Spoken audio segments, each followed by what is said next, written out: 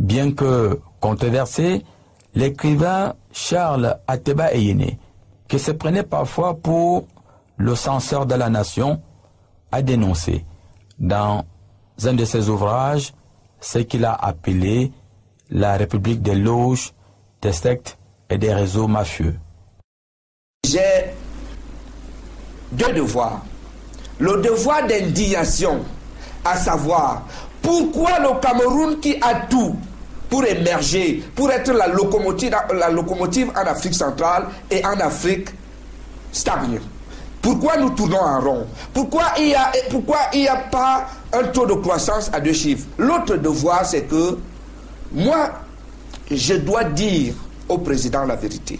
J'ai dit au président, monsieur le président, vous vous attaquez à la corruption, vous vous attaquez au détournement, vous vous attaquez... Mais il y a un autre volet important, c'est que les mafias et les logiques des loges, des sectes ont pris le pays en otage. La moralité, c'est que les gens des loges, les fraternes, et qui ont installé l'exclusion et le tribalisme, eh bien, ne privilégient que les leurs. Parce que la logique par exemple, des francs-maçons, dans leur charte, elle est bien décrite dans mon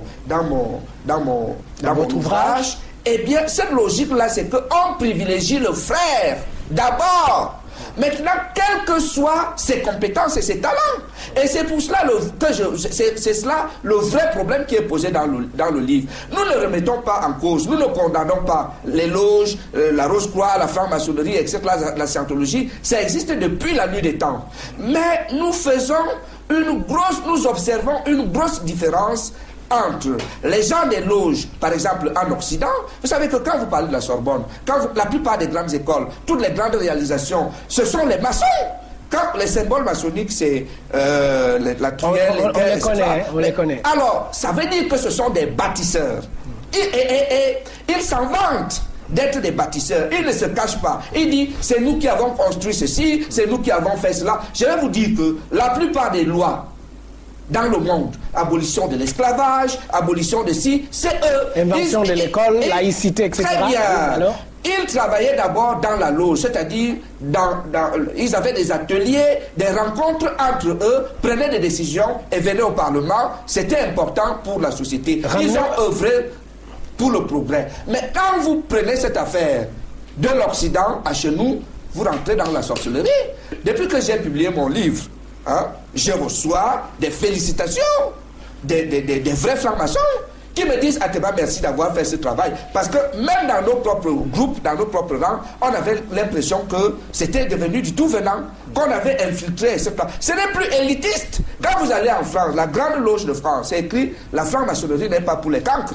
C'est écrit comme ça. Mais au Cameroun, quand quelqu'un te dit qu'il est franc-maçon, vous voyez un malade mental en face de vous. Si je prends mon cas personnel, mais les gars disent Ateba, tu es fort, tu es intelligent, tu es formé, mais on ne te maîtrise pas. Tu es où? Tu n'es pas avec nous. C'est ça qu'on te dit. Je ne peux pas vous citer le nombre de personnes qui me le disent. J'aurais bien souhaité quand même. Mais je ne cite pas, mais c'est la réalité. Tous ceux qui nous écoutent savent que c'est comme ça. Il y a une logique au Cameroun qui dit que la confiance passe avant le talent. C'est-à-dire que vous pouvez être très talentueux, sortir, je ne sais pas, de n'importe quelle école, je ne sais pas, du monde. Vous êtes brillant, mais on dit, on préfère quelqu'un qu'on contrôle. Alors, le contrôle ici peut être sexuel, le contrôle peut être idéologique, le contrôle... Mais c'est ça qui fait aujourd'hui que le talent dans notre pays, vous avez comme l'impression que c'est pas ça la priorité. Vous avez comme l'impression que c'est un crime d'être talentueux. Vous avez comme l'impression que on s'en fout des talents. Le talent dans notre pays, vous avez comme l'impression que c'est pas ça la priorité. Vous avez comme l'impression que c'est un crime d'être talentueux. Vous avez comme l'impression que on s'en fout des talents. Moi, j'ai la chance, je le répète, d'être dans le think-tank des Chinois. Je sais comment les Chinois font pour s'imposer dans le monde. On privilégie le mérite, le talent, la compétence. Quand vous êtes compétent au Cameroun, vous pouvez l'être aux États-Unis, vous pouvez l'être, je ne sais pas, en Chine, vous pouvez l'être en France, etc.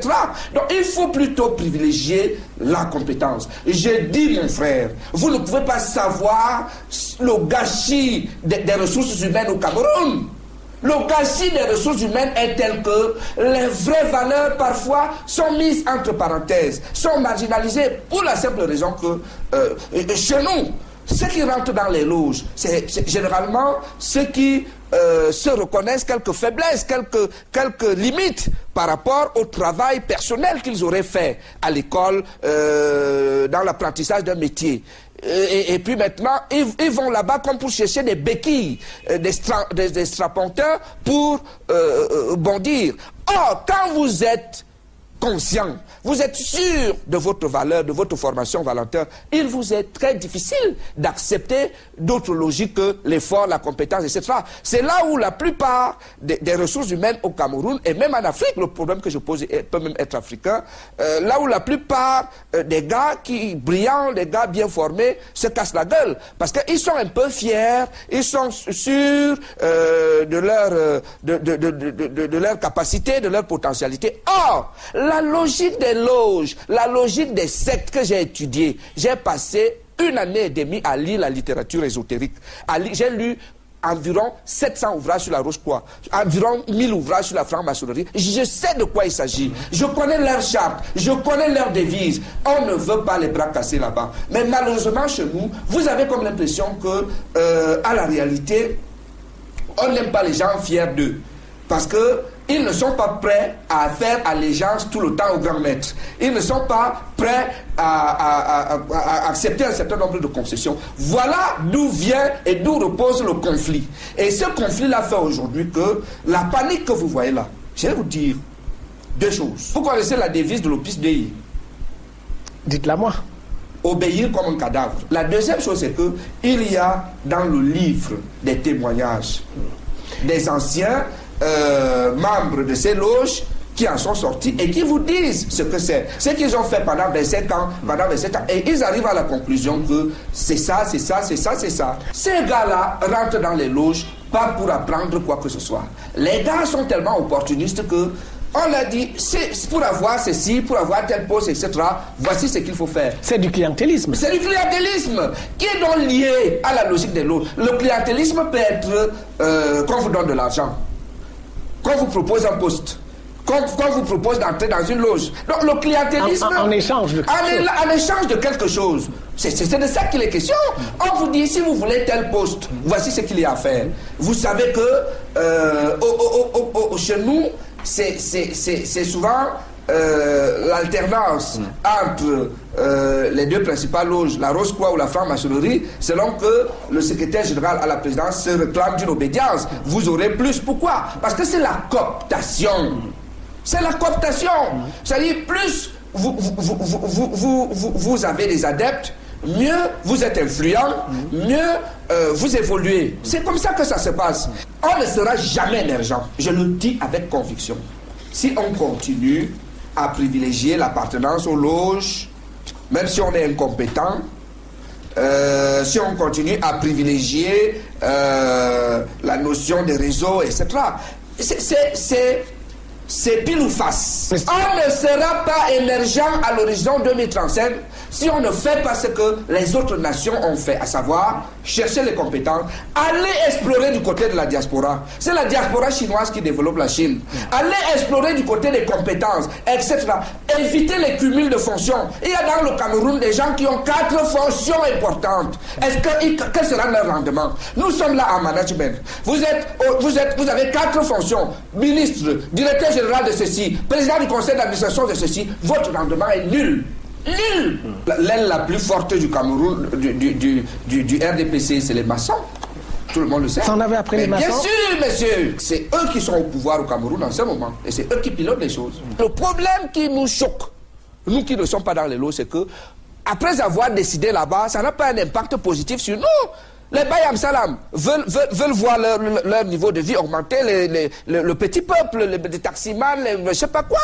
Si vous travaillez là-bas, si vous avez vraiment le pouvoir, vous l'exercez dans le sens du développement, on va vous laisser tranquille. Mais la situation aujourd'hui est que vous êtes dangereux pour le petit peuple, pour les masses, parce qu'il n'y a pas de résultat. Un pays où les masses sont pauvres est un pays qui est appelé à connaître... Le dernier best qui a beaucoup dérangé le Cameroun sous la dictature des loges, des sectes et du magicoanal. Lorsque Charles écrit cet ouvrage qui a beaucoup dérangé et qui dérange encore à la fois les hommes d'affaires, les intellectuels, les hommes politiques, personne n'a levé le doigt plutôt que de dire que Charles dérange pour dire que moi j'occupe tel poste, Charles ment, je ne suis pas franc-maçon. Moi j'occupe tel poste, Charles ment, je ne suis pas rosicrucien. Ou encore moi j'occupe tel poste, ce que Charles dit, il affabule, je ne suis pas homosexuel.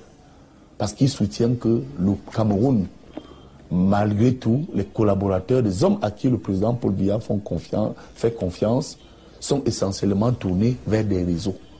Et parmi ces réseaux, il y a des réseaux religieux, les catholiques, les protestants. Mais il montre aussi que les plus grands réseaux qui font leur dictature au niveau du corps social, de la haute administration, ce sont les francs-maçons et les rosicruciens. Donc quand il écrit le Cameroun sur la dictature des loges, il ne critique pas la franc-maçonnerie. Charles avait beaucoup de respect, comme moi, pour la franc-maçonnerie et la Rose-Croix. Mais nous estimions que ce n'était pas notre affaire, que c'était une affaire coloniale, ou du moins, c'était une affaire des personnes qui ne recherchaient que le pouvoir. Et dans un diagnostic expert, regardez tous ceux qui sont en prison aujourd'hui. Quand ils ne sont pas homosexuels, ils sont maçons. Regardez ceux qui veulent aujourd'hui renverser Paul Biya. Quand ils ne sont pas homosexuels, ils sont maçons. Est-ce que c'est ça la mission des loges? Vous voyez que là, je peux légitimement être son porte-parole et vous dire que la vision de Charles n'était pas anti-loge, ni anti-religieuse, mais c'était une espèce de transformation qui voulait qu'elle s'opère à l'intérieur du parti, parce que dans cet ouvrage, il contestait que pour être promu, même, paraît-il, à la présidence de la République, à dire au secrétariat général, il n'y a que des loges là-bas. Je vous cite Charles. Au premier ministère, il n'y a que des loges. Dans les universités, il n'y a que des loges. Les directeurs généraux, il n'y a que les loges. Alors, est-ce que quelqu'un a levé le petit doigt pour dire que est-ce que ce qu'il dit là est faux? On a étouffé ça et malheureusement, on a dit qu'il est un emmerdeur. Il n'était pas un emmerdeur. Il dérangeait les mots. Homme de conviction et de défis, Charles Ateba Eyene a souvent posé un regard critique, non seulement sur le fonctionnement de son propre parti, le RDPC au pouvoir, mais aussi et surtout sur l'alternance au Cameroun. Si les mêmes logiques continuent au sein du RDPC, le RDPC, après Paul Biya, va s'éclater. Ça, je vous le dis. L'alternance au Cameroun, nous voulons contrôler. Il faut que les masses contrôlent l'alternance. Que ce ne soit pas une affaire des gens en sombrero. C'est-à-dire que ce ne soit pas un hold-up. Parce que si c'est un hold-up, on ne va pas s'en sortir. C'est pour ça que le peuple, le modérat, le mouvement pour le contrôle, le peuple à la base doit contrôler. Qui vient? Est-ce qu'on le connaît? Quelles sont ses idées? Quelles sont ses orientations spirituelles? Ce n'est que comme ça que on va essayer peuple de conjuguer. peut contrôler l'alternance pour que le Cameroun évolue. Je termine en disant que les loges, les sectes, les réseaux sont un frein tel que pratiqué au Cameroun pour le décollage du Cameroun. Mon rêve dans mon pays, que j'aime beaucoup, c'est d'être quelqu'un d'utile, première chose, quelqu'un d'écouté. Et je voudrais qu'à la fin, vous savez, je suis venu ici avec mes enfants, je voudrais qu'à la fin, mes enfants sachent que les jeunes, ma génération, que ces gens sentent que j'ai participé au combat qui a permis au Cameroun de décoller. Moi, je travaille pour le Cameroun de demain. Je travaille pour un Cameroun fort, pour un Cameroun digne. C'était un homme amer. Mais amer vis-à-vis de qui? Des conservateurs, des menteurs, des voleurs, des gens qui ne disent pas la vérité au président, des gens qui ne sont là que pour détruire l'action du président, des gens qui entretiennent beaucoup plus les femmes, les maîtresses, les coquins et les cocus, plutôt que de faire leur travail. Donc à un moment donné, il fallut avoir un Charles Ateba Eyene dans le parti pour que ce parti soit crédible. Donc Charles incarnait l'espoir d'un parti qui va se transformer avec des rénovateurs, des jeunes qui ont consacré toute leur vie au sein du parti. N'oubliez pas que, je le répète, il était biaïste. Voilà un jeune militant qui croit au parti, qui croit aux valeurs du parti et qui croit qu'effectivement, à travers le militantisme, on peut être promu aussi. Parce qu'on milite, parce qu'on est engagé, on veut occuper aussi certaines fonctions pour atteindre des objectifs de transformation et d'acteur de la vie publique. Parce que vous savez, un parti politique, par définition, se fait en termes idéologiques. C'est-à-dire, c'est un rassemblement de personnes en termes idéologiques qui a pour objectif de garder ou de conquérir le pouvoir politique. Charles le savait. Il savait que nous étions là pour garder le pouvoir à côté d'un homme comme Paul Biya. Il a travaillé pour le parti. Il a mis à la disposition des militants un instrument de compréhension des statuts du parti. Regardez ailleurs, ce sont des savants comme les Pelé qui interprètent les textes de l'ONU, article par article. Personne parmi nous n'a eu le réflexe de faire ça avant Charles. Deuxième publication forte, vous voyez qu'il écrit le RDPC hier, aujourd'hui et demain. Alors vous voyez que l'insertion, la préoccupation majeure du militant Charles Ateba Yéné, du biaïste Charles Ateba Yéné, était l'imprégnation à la fois pour les jeunes, pour les vieux, pour les militants en général, de l'idéologie du parti. Charles vulgarisait le fait qu'on ne pouvait pas être du RDPC et être contre Paul Biya. Tout simplement parce que quand Paul Biya arrive difficilement au pouvoir, il met en place le RDPC à Bamenda pour se doter d'un appareil qui va l'aider à atteindre ses objectifs de rigueur et de moralisation. Donc il fallait donc autour de lui des acteurs politiques engagés, pas des courtisans ou des menteurs ou des voleurs, comme on voit beaucoup aujourd'hui en prison, ou des fémans ou des hommes d'affaires, parce qu'aujourd'hui, les hommes d'affaires sont devenus des militants du RDPC et les militants du RDPC sont devenus des hommes d'affaires. Vous voyez pourquoi il y a un désordre dans le parti. Donc Charles était un peu une espèce de sentinelle idéologique. Quand il écrit le RDPC, hier, aujourd'hui, demain, il se pose déjà la question de savoir que deviendra ce parti si on banalise le contenu de son premier livre, Le Guide du militant. Et Charles, donc, avec le temps, il réalise qu'il est un bon militant. Il réalise qu'il est instruit. Il réalise qu'il est biaïste. Mais Charles n'a pas de promotion. Il était aigri. Il était aigri. Vous savez, chez les Français, lorsqu'on dit que vous êtes aigri, ça veut dire que le système est négatif. Parce que une femme aigrie, c'est une femme qui n'est pas bien entretenue par son mari. Un homme politique engagé qui est aigri, c'est un homme politique qui est victime des injustices de son parti. On est aigri parce qu'on a mal. Vous savez, en Afrique, quand on vous traite d'aigri, certains pensent que c'est une injure, mais c'est un compliment. L'opposé d'aigri, c'est quelqu'un qui n'est pas épanoui. Donc, à un moment donné, comme beaucoup de militants, il n'était plus épanoui, jusqu'au jour où, effectivement, le président a fait appel à nous, au comité central. Mais ça ne suffisait pas, ces livres. Puisque, quand il écrit donc, le Cameroun, les stratégies de coup d'État et l'enrichissement comme logique de coup d'État au Cameroun, allez lire cet ouvrage. Cet ouvrage est un best. Tout ce qui est arrivé, l'opération Épervier, le cumul des fonds, et avec ce désordre que l'on voit aujourd'hui, avec ce que Kava Yégué appelle le Boko Haram camerounais, Charles l'a écrit. Parce qu'il se posait un jour la question de savoir, mais qu'est-ce que ces gens qui volent au nom du parti, qui volent au nom du soutien au président de la République font avec l'argent? Il conclut dans cette logique de stratégie de coup d'État. Il démontre tout simplement que ce sont des gens qui veulent renverser le président et qui veulent le pouvoir. Un visionnaire. Un visionnaire. Un visionnaire. Et en 2006 que l'accumulation de l'élite au Cameroun avait des logiques de coup d'État. Où en sommes-nous? Mais où en sommes-nous? C'est bien sûr. Quand vous regardez comment est-ce que les gens se sont mis à s'enrichir dans notre pays, mais on ne fait pas l'amour avec l'argent. C'est-à-dire que la question c'est pourquoi vouloir avoir tant d'argent? C'est parce que les gens avaient fait des simulations en disant qu'il nous faut beaucoup d'argent parce qu'en 2011, le président de la République ne sera plus candidat, il sera vieux et c'est nous qui devrions nous imposer par l'argent.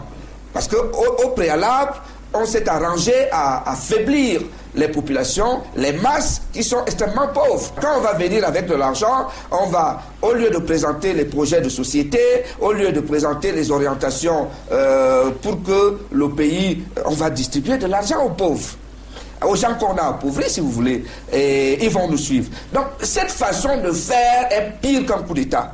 Parce que, en réalité, pour gagner un coup d'État, je vous ai souvent parlé d'un auteur qui s'appelle Curcio Malaparte. Curcio Malaparte écrit un livre très intéressant, Technique de coup d'État. Il dit, pour réussir un coup d'État, c'était d'ailleurs ça mon postulat, ce qu'il faut, c'est pas les armes, c'est l'argent.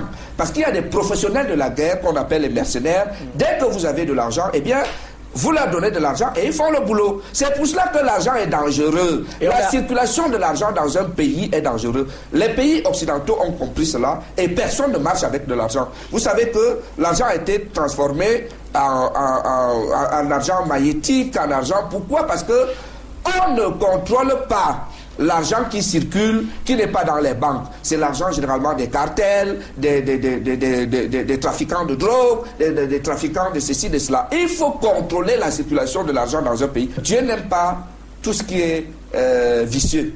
Ces gens n'ont fonctionné qu'avec le vice. Et puis maintenant, Dieu a voulu que le président Biya soit en jambes après 2011. Parce que les gars, c'était ça leur échéancier. C'est-à-dire qu'en 2011, ils étaient sûrs que le président Biya allait être un grabataire et c'est eux qui allaient commander avec leur argent. Mais Dieu merci, le fait pour le président Biya d'être en jambes a fait que ces gars-là soient vraiment coincés. C'est le mot. Coincés. On dit, mais justifier ceci, et on se rend compte à l'analyse que tout ce qu'ils faisaient ne visait que à promouvoir eux-mêmes, à imposer leur logique et leur pratique. Et aujourd'hui, ils sont aux abois. Au niveau où nous sommes, au niveau où le Cameroun se trouve, il y a un conflit entre les logiques du président et les pratiques sur le terrain. Et pourquoi tous les grands projets du président stagnaient? Pourquoi? Parce que justement, les logiques des loges et des réseaux, etc., sont contre ces logiques-là. C'est pour cela que je parlais du complot, de la conspiration. Mais nous sort-il que chaque fois que le président donne une ligne directrice, les gens vont ailleurs? Il a démantelé le G11. Je crois, et mon livre l'invite à démanteler également la logique des réseaux, la logique des loges dans notre société, parce que cette logique ne lui permet pas à lui, le président Biya, d'avoir des résultats à la fin. Vous savez, quand j'écris ce livre, je l'écris aussi comme homme politique, pour montrer au président qu'en dehors des autres aspects du combat, la lutte contre la corruption, etc., il y a également l'emprise des réseaux, l'emprise des loges dans le système camerounais. Et c'est... Assurément, Charles Ateba Eyene était un vrai patriote. Mais malheureusement pour lui, la mémoire et les lieux de mémoire ne sont pas célébrés au Cameroun. Les gens ne veulent pas inscrire dans le Panthéon, le lieu où on célèbre les héros. Ils ne veulent pas. Et vous connaissez un Panthéon au Cameroun, nous devons en avoir. Comment construit-on le souvenir au Cameroun? Est-ce qu'on veut même qu'on se souvienne des meilleurs? Du point de vue de l'analyse, il y a comme une rupture, il y a comme une crise de confiance entre l'élite et le peuple, les gouvernants et les gouvernés. J'essaie de l'expliquer au Cameroun que dans une société de loges, dans une société de sectes, dans une société du magico-anal, on s'en fout des vraies valeurs. On crée ces valeurs dans les loges. On peut décider qu'une non-valeur devient une valeur, eh bien elle devient une valeur, on la célèbre, on l'impose à tout le monde. C'est ça la réalité sociétale au Cameroun. Et je crois que cela nous coûte cher. Et nous coûtera encore cher. Parce que non seulement la médiocrité ne peut pas gérer la cité, nulle part dans le monde, c'est Platon qui l'a dit. Et Platon, c'est beaucoup d'années avant Jésus. On ne peut pas avoir des modèles. Est-ce qu'une société fonctionne sans repère, sans modèle? La société de mise en scène est une société où vous ne pouvez pas parler du souvenir. Parce que le souvenir est une réalité dans l'histoire, dans la marche d'une nation. Est-ce qu'au Cameroun, on s'est déjà même entendu sur ce que c'est que la valeur? Parce que quand vous voyez les gens qu'on célèbre ici, le seul pays où les fémans, les bandits, les incompétents parlent, crient, s'imposent, c'est eux qu'on écoute. Ailleurs, ils se cachent. Mais chez nous, les gens qui parlent beaucoup, les gens qu'on écoute, les gens qui sont aux avant-postes, parfois, ce n'est pas les meilleurs. C'est ça les réalités de notre société. Le Cameroun doit se réconcilier avec lui-même, en valorisant les valeurs, en créant un panthéon, en ramenant au bout du jour le passage, le grand passage des grands fils du Cameroun. Et montrer que tous n'ont pas été que des détourneurs de fonds publics, des truands. Montrer que, en réalité, il y a des Camerounais qui ont travaillé pour le Cameroun, qui ont honoré le Cameroun, qui honorent le Cameroun. Donc, il faut montrer et même plus valoriser ce type de Camerounais. C'est comme un plaidoyer que notre société revienne aux valeurs, aux grands hommes de la patrie.